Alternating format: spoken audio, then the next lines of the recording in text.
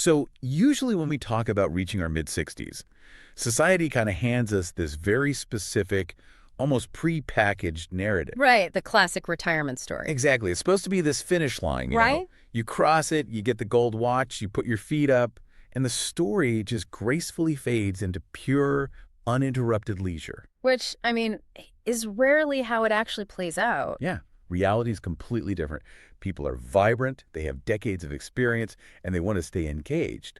So they step back into the arena. They do. They take on a new project or maybe a new social role, and they do it with absolute confidence. They're ready to learn alongside familiar faces, Yeah. and then they just hit a massive brick wall of physical burnout. And the resulting whiplash from that crash is profound. It really is. Because when your mind is screaming go, but your body violently forces you to just, stop, that dissonance leaves a really lasting psychological scar. Well, you're sitting at the table with us today because we are unpacking a really fascinating Q&A lecture, specifically lecture 13998, that completely upends what happens after that crash. It's a very unique perspective. Okay, let's unpack this. Our mission today is to extract some deep practical wisdom on how to overcome the paralyzing fear of returning to social activity, especially later in life. Right.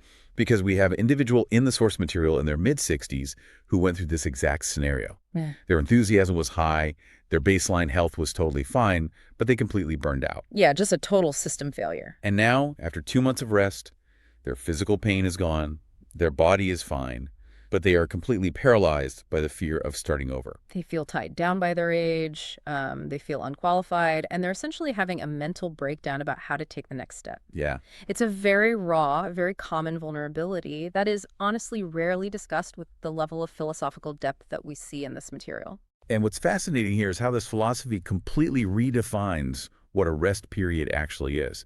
Because when I was looking through these notes, I immediately thought of how we treat our smartphones. Oh, that's a great analogy. Right. Most of us treat human rest like plugging in a dead phone. We work until our internal battery is at like 1%, the screen goes dark, and we collapse. We just completely shut down. Yeah, and then we plug ourselves in, meaning we sleep, or we take a vacation, or in this specific case, we take 2 months off, and we just lie there until the battery icon hits 100%. Exactly. And then we unplug and immediately go back to doing the exact same things, running the exact same programs that drained us in the first place. Which perfectly captures the flaw in our modern approach to recovery. We treat the human operating system as if it only requires a power source. Right, just juice it back up. Yeah, but we completely ignore the software bugs that caused the system crash to begin with. This lecture argues that a forced break, especially one brought on by physical pain or, sudden burnout, is not merely a vacation for your muscles. It's something much more demanding. Exactly. It is a mandatory study period. A mandatory study period. Wow. I mean, that shifts the entire burden of what downtime is actually supposed to accomplish. It changes the entire objective. If you're physically hurting from your environment, it means you were fundamentally doing something wrong in your approach. Like you were just operating out of alignment somehow. Right. Perhaps you entered a new volunteer group in your 60s and, without realizing it, you expected the same deference you received as a corporate manager. Oh, yeah. You tried to lead when the environment really required you to listen. Mm-hmm. That creates immense social friction, and when you internalize that friction day after day, your body eventually acts as a circuit breaker. It just forces a shutdown to protect you. Precise. So the rest period is given to you by nature, specifically so you can reflect on your missteps, which actually explains the intense fear this person is feeling. It makes complete sense. Right, because if you just rest for 2 months, notice your body feels fine, and then try to rush back out into the world without diagnosing why you crashed, of course you're going to be terrified. You'd have to be. Deep down, your subconscious knows the monster that bit you is still out there, and you still don't know how to tame it. You haven't updated your software. If you attempt to apply old habits to new hardware, the friction will just happen again. Yeah. The fear this individual is feeling isn't weakness. It's a highly logical protective mechanism. Like an alarm system. Exactly. Yeah. Their psyche is saying, do not go back out there until you have studied the lesson we just paid such a high physical price to receive. The downtime wasn't a cure. It was an intermission. Right. You have to ask yourself during that rest, why did I get so tired? What was I actually doing wrong? But wait, If the friction is just me applying old habits to a new social dynamic, why does the universe punish me so physically for a simple misunderstanding? Like, why is the classroom designed to be so painful? Well, to answer that, the source material bypasses sociology and biology entirely. It actually takes us straight into cosmology. Okay, here's where it gets really interesting. Because I have to admit, when I first read this part of the notes, I had to double check what I was looking at. It is a massive pivot, yeah. We are going from a 60-something person resting on their living room couch straight to the Big Bang. Wait. The philosophy claims that humans, in our original state, are elemental energies of the universe. Right.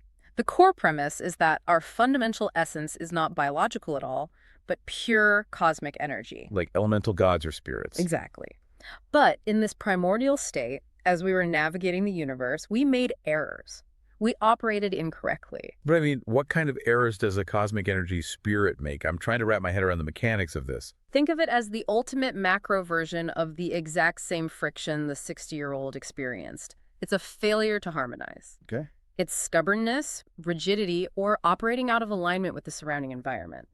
And when these elemental energies fail to interact correctly, their energy became what the text calls murky or heavy. Murky energy. Got it. And this introduces the 3.7 rule, which acts as the automatic underlying mechanism of the entire universe. Okay, let's break down this 3.7 rule, because this really seems to be the engine for the entire philosophy of creation presented here. Imagine a massive centrifuge. According to the text, the universe can tolerate a certain amount of disharmony. If your elemental energy becomes, say, 10% murky, the system can absorb that minor fluctuation. So like equilibrium is maintained. Right. However, if you continue to operate incorrectly, if you refuse to learn and adapt, that murkiness builds up. And 30% is the cosmic tipping point. Wow, just 30%. Yeah. When the energy became 30% murky, the system could no longer maintain that equilibrium. So at 30%, the centrifuge just kicks into high gear. Precisely. Because this 30% murky energy is heavier and denser than the remaining 70% pure energy, the laws of nature actually force a violent separation. That makes sense physically. And because all these elemental energies across the universe became murky together, this heavy sediment didn't just drift apart, it was drawn together. It fell and gathered at a single focal point. And when you have an unimaginable amount of dense, heavy energy condensing into a single point under extreme pressure, I mean, it naturally combusts. Yeah. You get immense gravity, unimaginable acceleration, and unfathomable heat. The heavy energy rushes to a focal point with compounding acceleration, and when it finally collides, the resulting explosion just defies description. it's mind-blowing. If we connect this to the bigger picture, what science calls the Big Bang, this philosophy calls the creation of heaven and earth. So the material world, the Earth, the physical ground we walk on, was formed entirely from that 30% heavy, murky energy, while the 70% pure energy remained as the non-material realm. Exactly. I see the parallel they are drawing now. The physical universe isn't just a random accident of expanding gases. We are on Earth, bound to these physical bodies that get tired and break down literally because of our own heavy energy. We created the classroom we are currently sitting in because we failed the test the first time around. Oh, man. The material world is the corrective environment. It is the ultimate, inescapable study hall. Okay, I need to pause and wrestle with this for a second, because it is a breathtaking shift in scale, and I do see the logical thread. But I really want to bring this back down to our 60-something listener who just wanted to join a community board and ended up burning out. Sure, let's ground it. The philosophy essentially says, if you are struggling, it is because you don't know how to live correctly in your environment. Therefore, blame no one. I mean, isn't that brutally harsh? It certainly challenges our modern sensibilities regarding, comfort and validation. Right, this person had good intentions. They wanted to contribute. They wanted to be with familiar faces. And the response from this cosmic perspective is, you caused the Big Bang, you built this material classroom because of your own stubbornness, and your current social burnout is entirely your own fault. It sounds rough when you phrase it like that. If I'm already paralyzed by the fear of failure, hearing that it's all my fault feels like it would just crush whatever confidence I have left. It's completely natural to feel defensive when presented with that level of absolute accountability. We're deeply conditioned to view fault as a moral failing. like a judgment of our character. Yeah, exactly. But the framework here isn't about moral blame. It is about absolute causality. And if we follow the logic to its conclusion, it actually offers the ultimate form of empowerment. I'm really trying to see the empowerment there. Walk me through it. Because right now, my ego is bruised. Well, let's look at the alternative. If your burnout, your pain, and your fear are caused by external forces, let's say society doesn't respect older workers, or the economy is bad, or the people in your new group are just difficult, then what is your role in that story? I guess. I'm a victim. And victims are, by definition, powerless to change their core situation.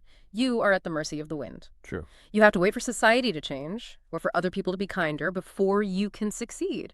But if the text is right, if your hardship is solely because you have not yet learned the specific rules of your current environment, then who holds the steering wheel? I do. Exactly. I guess, yeah, if I blame my boss or the social group, I can't change them.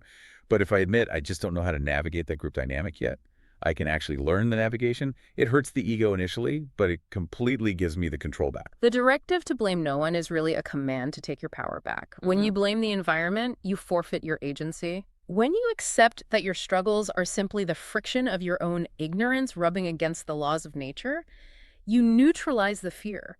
It strips the negative emotion out of failure and turns it into pure data. You failed because you didn't know the rules.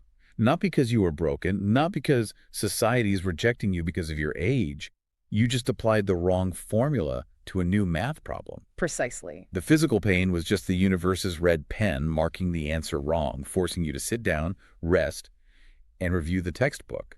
So the unknown isn't a monster hiding under the bed anymore. It's literally just a curriculum you haven't studied yet. And that realization is the key to breaking the mental paralysis. You stop viewing the new social activity as a battlefield where you might get wounded, and you start viewing it as a laboratory where you are testing hypotheses. But the stakes here go far beyond just one person feeling better about re-entering society.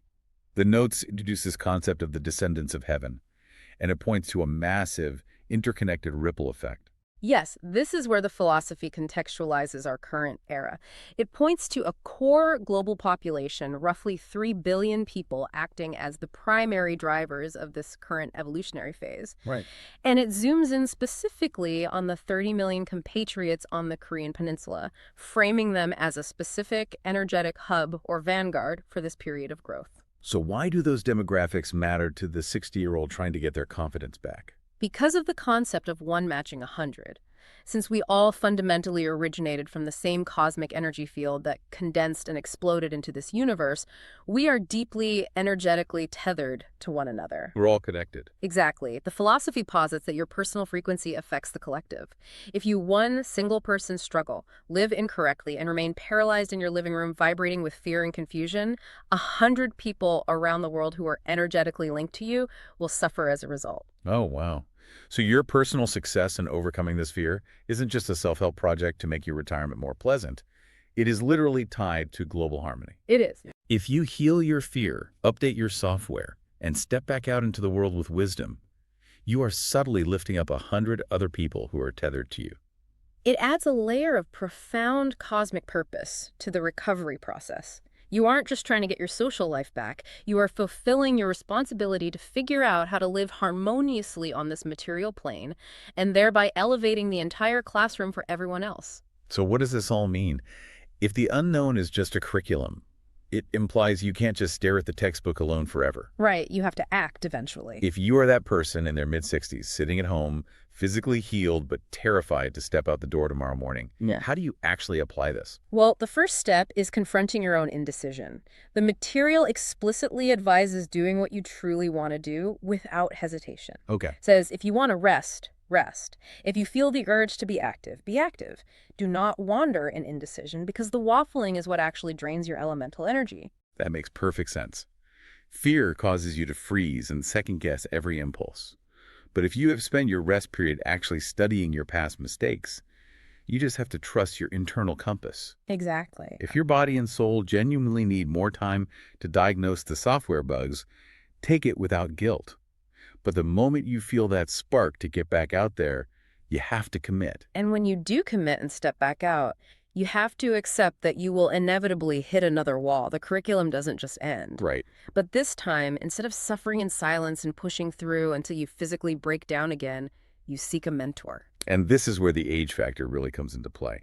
I imagine there's a massive ego barrier to asking for help in your 60s. You feel like you should already have all the answers. Oh, You absolutely. might be asking someone 2 decades younger than you to explain a social dynamic or a new piece of technology. It requires immense humility. But if we accept the premise that we are here specifically to learn, then seeking a mentor is not a sign of weakness. It is the most efficient way to study. That's a great reframe. When you don't understand why a certain interaction exhausted you, ask. Discuss it.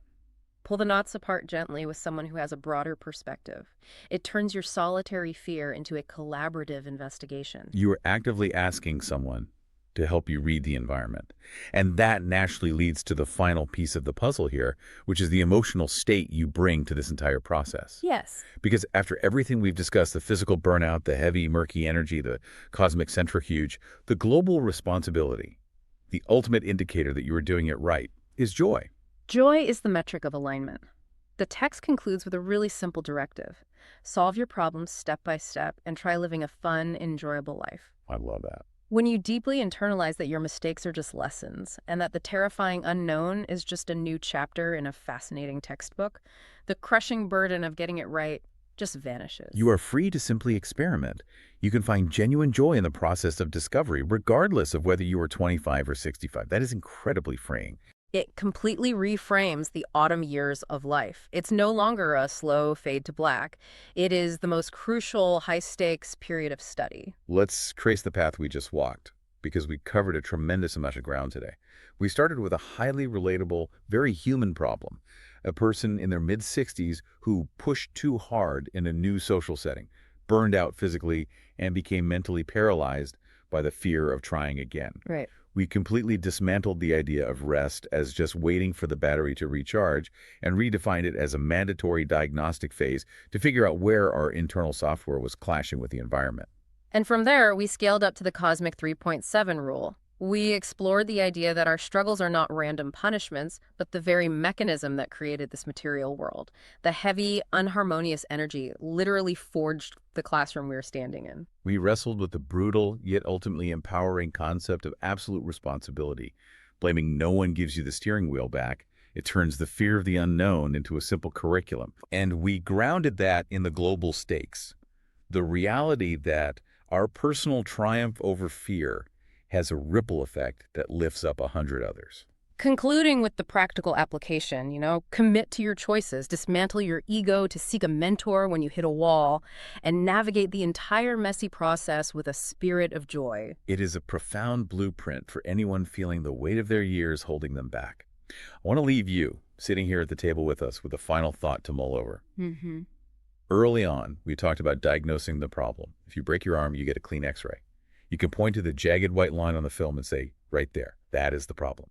But emotional burnout, the friction of social interactions, the fear of starting over, that x-ray is murky. It's incredibly hard to read. It requires you to be honest with yourself in a way that physical injuries never demand. Exactly. So the next time you feel overwhelmed by a new social endeavor, or you feel the urge to retreat because the environment seems too daunting, ask yourself this question. Are you simply trying to survive the situation, bracing for impact like a victim? Or are you actively reading the textbook the universe just handed you? That's the real question. Because the moment you decide you are the student rather than the victim, the fear loses its grip. Thank you so much for joining us on this deep dive. It's been an absolute privilege to unpack this with you. Keep questioning, keep studying your environment, and remember to find the joy in the curriculum. We'll see you next time.